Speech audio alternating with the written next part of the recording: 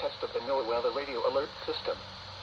During hazardous weather and emergency situations, the alert tones which were just broadcast will automatically activate special receivers to alert you of impending hazards.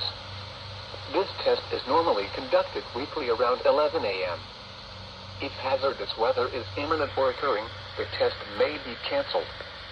To provide the most consistent warning service possible, the alert tones will only be activated for the following counties in the KXI42 listening area, in Missouri, Perry, and St. Genevieve.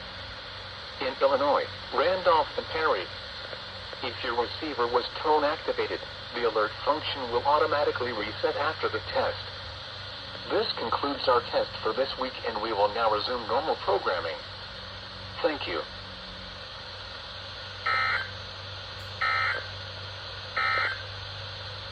Rest of today, sunny.